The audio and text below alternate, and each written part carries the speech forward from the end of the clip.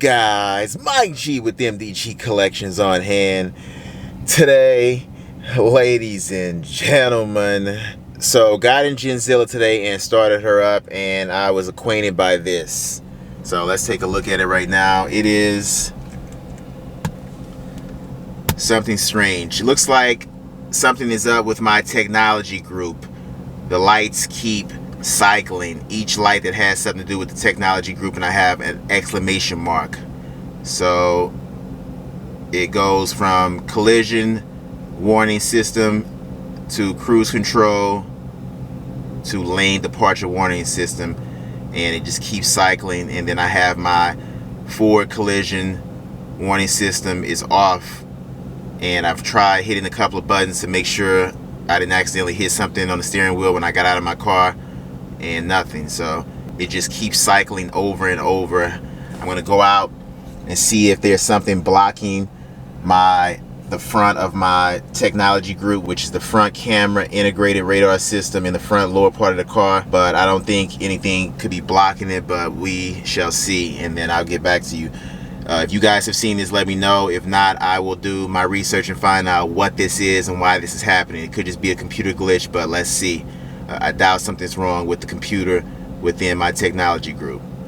Alright, technology group looks to be how it always looks. That little pin is for my stow and show plate. It has always been there. That has not ever caused a problem. So I'll have to figure out what's going on. I already know that has nothing to do with it. That has been like that since day one, since I've installed it, and I've had no issues with it blocking or causing interference within the technology group. So stay tuned. Alright guys, so just got off of work, and I think I figured out what the issue was with the glitching of the technology group, the icons on my center cluster. On my mirrors here, it's pretty dark out, so I'm using my low light lens. The wrap that Albert did, the paper is pretty thick, so he took off the covers to allow the wrap to go inside, which I didn't really prefer.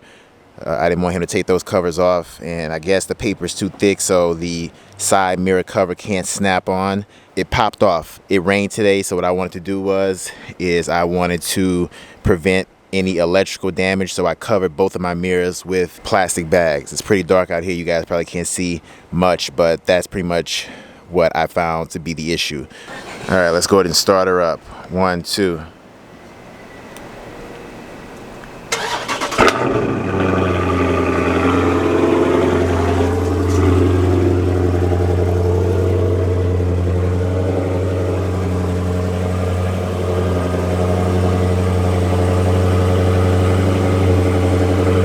Alright, so that was a remote start of the car. Now you guys know once you remote start your car, you have to, or if you don't have these cars, you have to then get into the car and then press this button. And let's just see if it is still doing what it was doing earlier, which was the glitching. Let's just see if it's still doing that now.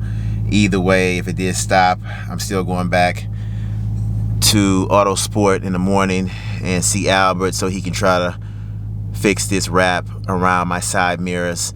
So just to be a little bit more clear, he wanted to, I guess, have the wrap go within the mirror, so he took the cover of the outside mirror off.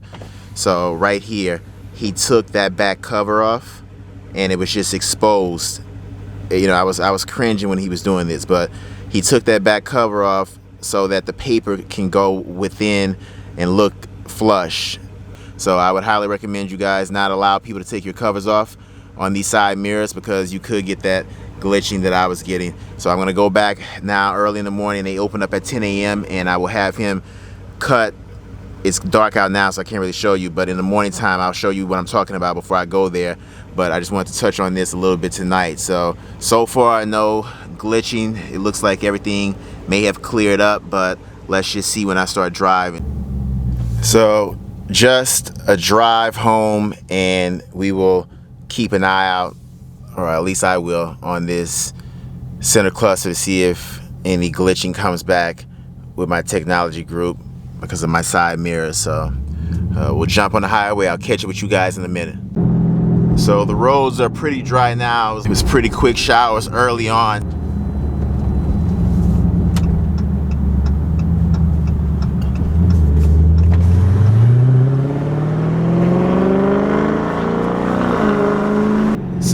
New York City, 75 degrees out.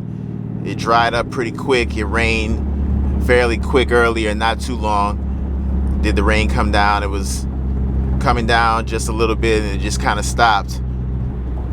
So thank God for that. All right, guys, so this is what is next after I get these small little errands that I got to get done with Genzilla. So next is let's go put Genzilla on a dyno. I think I want to do the dyno first before I do the LMI, true LMI cold air intake that I want to get, since I did this muffler delete to even out the extra air that's being released in the car. Like my guy was telling me at Autosport 718, when you do a muffler delete, you're releasing more air. So to get more cold air to come in, you should jump on an LMI or a true cold air intake, which is what I was going to do either way, but even more so now.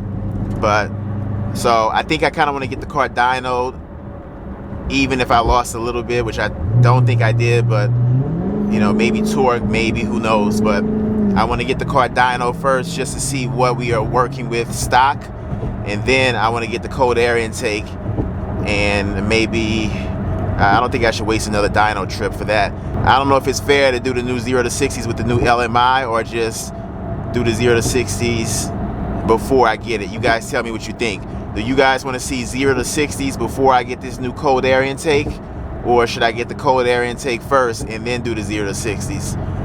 And then I want to start tweaking the engine, get it tuned, and unlock my PCM and do the whole PCM unlock and get it tuned by a good tuner.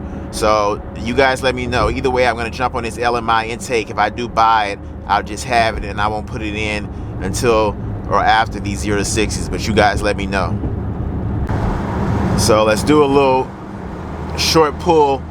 I got vent open at the top, so at my sunroof at the top I got vent open, and you guys should hear a little bit of Genzilla growl as we approach a couple of underpasses.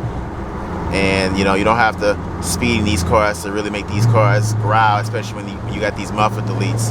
So let's just do this first one right here just a little bit.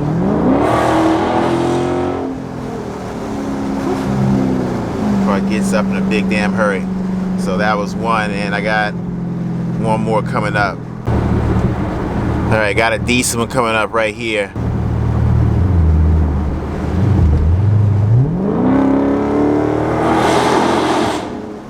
Wow, that never gets old. Late at night.